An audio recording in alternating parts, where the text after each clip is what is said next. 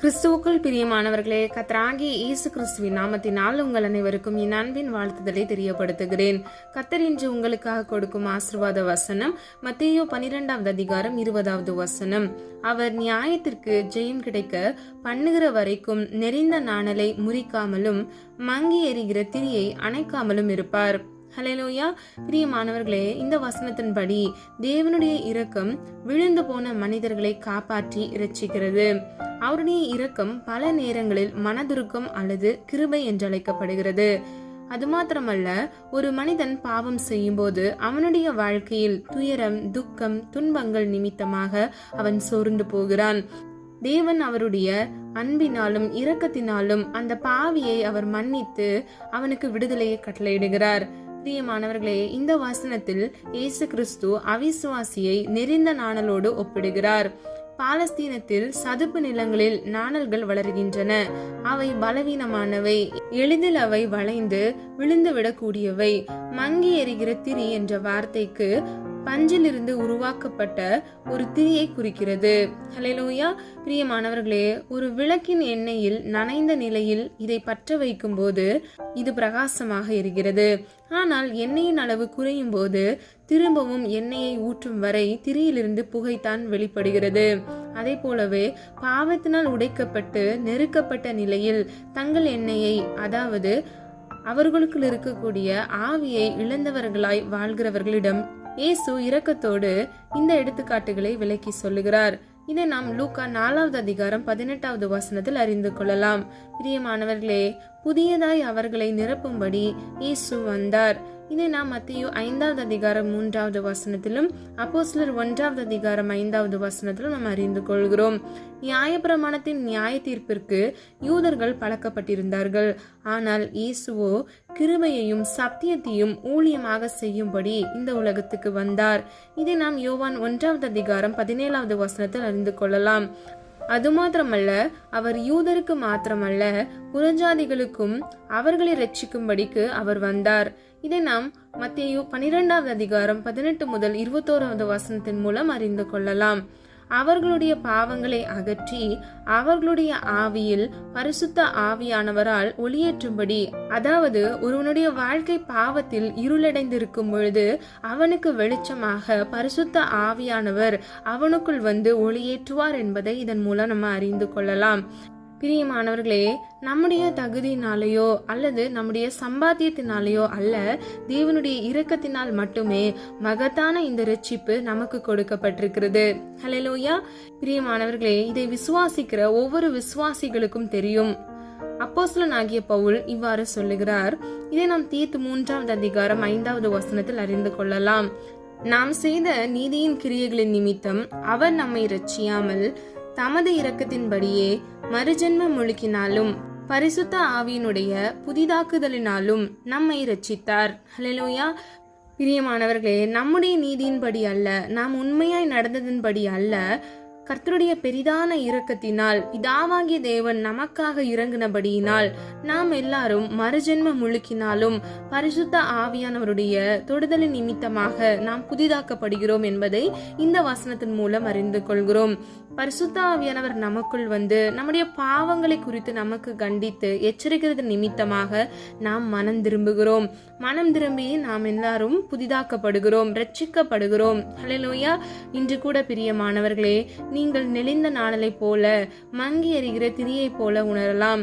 நீங்கள் எவ்வளவு தவறுகள் பாவம் செய்திருந்தாலும் கர்த்தர் அவருடைய இரக்கத்தினால் உங்களை விடுதலையாக்க விரும்புகிறார். அவருடைய அன்பினால் உங்களுடைய பாவங்களை கழுவி பரிசுத்தமாக்க விரும்புகிறார். பிரியமானவர்களே, தேவனுடைய ஆச்சரியமான இரக்கம் உங்களுக்கு எளிதில் கிடைக்கக்கூடியதா இருக்கிறது. நீங்கள் ஒவ்வொருவரும் மீட்கப்பட வேண்டும் என்பதே பிதாவின் சித்தமாக இருக்கிறது. இந்த வெற்றியை உங்களுக்கு கொடுக்கும்படிக்கு இயேசுவானவர் இந்த உலகத்தில் வந்தார். ஹல்லேலூயா. பிரியமானவர்களே, இன்னைக்கு நீங்க யாராவது இந்த ஆச்சரியமான இரக்கத்தை புரிந்து கொள்ளாதவாறு நீங்க இருந்தீங்கன்னா உங்களுடைய பாவங்களை கர்த்தருடைய சமூகத்துல அறிக்கையிடுங்க. அதை செய்யாதவாறு நீங்கள் உங்களை காத்து கொள்ளுங்க.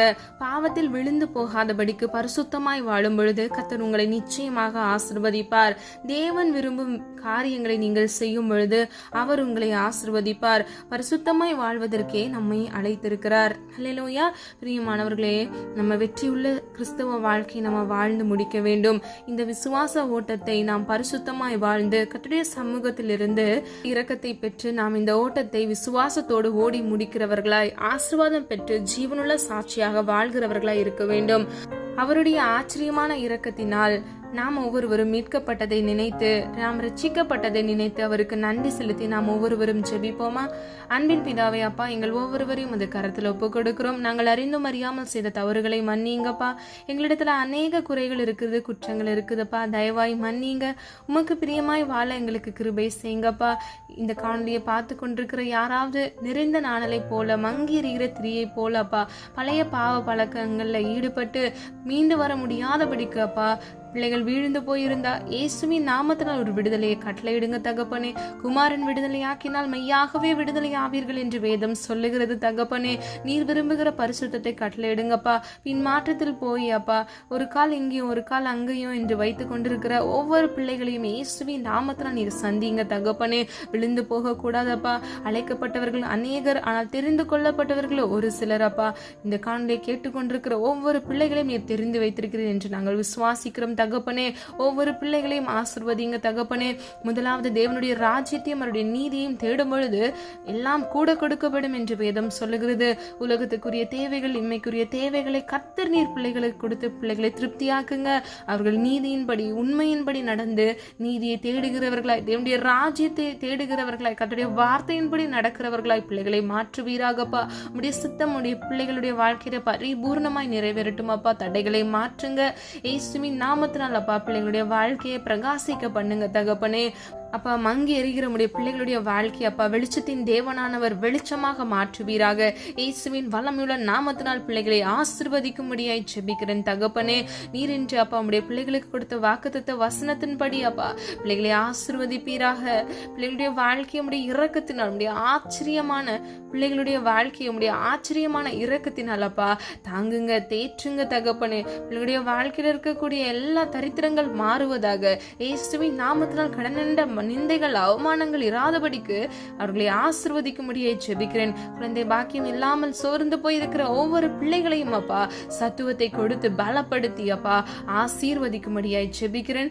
இன்றும் அநேக தேவைகளோடு அப்பா காணொலியை பார்த்து கொண்டிருக்கிற ஒவ்வொரு பிள்ளைகளின் தேவைகளை கர்த்தர் அறிந்திருக்கிறீர் தகப்பனே. அப்பா குழந்தைகளோட தேவைகள், ஸ்கூல் படிப்பு காரியங்கள், அது மாத்திரமல்ல வேலை இல்லாதவர்களுக்கு வேலைகளை இயேசுவின் நாமத்தினால் கட்டளையிடுங்கப்பா. உமலாகாத காரியம் ஒன்றுமில்லையப்பா. உமையே நம்பி இருக்கிறோம் அப்பா. உம்மை நோக்கி பார்த்த முகங்கள் வெக்கப்பட்டு போவதில்லை தகப்பனே. நாங்களும் ஆண்டவரை ரட்சிக்கப்பட்ட ஒவ்வொரு ஜனங்களும் அப்பா வெக்கப்பட்டு போகாதபடிக்கு கர்த்தருடைய கிருபை பிள்ளைகளை தாங்கி வழி நடத்தட்டும். உடைய இரக்கத்தின் வல்லமையினால் அப்பா பிள்ளைகளை பாதுகாத்துக் கொள்ளுங்க, வழி நடத்துங்கப்பா. ஆண்டவரே, நீர் கூட இருந்து பிள்ளைகளை ஆசீர்வதிக்கும்படியாய் ஜெபிக்கிறேன் அப்பா. சத்தியத்தை அறிவீர்கள், சத்தியம் உங்களை விடுதலையாக்கும் என்று சொன்ன வசனத்தின்படி உடைய இரக்கத்தின் வல்லமையினால் உடைய பிள்ளைகள் செய்த பாவங்களை மன்னித்து கர்த்தர் பிள்ளைகளை ஆசீர்வதிக்கும்படியாய் ஜெபிக்கிறேன். மீண்டும் அந்த பாவ வழியில் சிக்கிக் கொள்ளாதபடிக்கு, மீண்டும் அதற்கு திரும்பாதபடிக்கு உடைய இரக்கத்தினால் உடைய அன்பினால் பிள்ளைகளை அப்பா தாங்கி வழி நடத்துங்கப்பா. உடைய பிள்ளைகளின் வலது கையை பிடித்து நீர் உடைய பிள்ளைகளை சித்தத்தின்படி வழி நடத்தும்படியாய் ஜெபிக்கிறேன் அப்பா. நீர் அப்படியே செய்ய போகிறீர், அதற்காக நன்றி செலுத்துகிறோம். உடைய நாம மாத்திரம் மகிமைப்படுவதாக. இயேசு கிறிஸ்துவின் மூலம் ஜெபிக்கிறோம் ஜீவனுள்ள நல்ல பிதாவே, ஆமீன். கர்த்தராகிய தேவன் தாமே உங்களுடைய வாழ்க்கையை வெளிச்சமாய் மாற்றி இருளில் இருக்கிற ஒவ்வொரு பிள்ளைகளையும் கர்த்தருடைய ஆச்சரியமான இரக்கத்தினால் அவர் மீட்டெடுத்து உங்களை ஆசீர்வதித்து பாதுகாப்பாராக. God bless you. பிரியமானவர்களே, இந்த வீடியோ உங்களுக்கு பிடிச்சிருந்துச்சுன்னா லைக் பண்ணுங்க, சப்ஸ்கிரைப் பண்ணுங்க, பெல் ஐக்கான் கிளிக் பண்ணுங்க.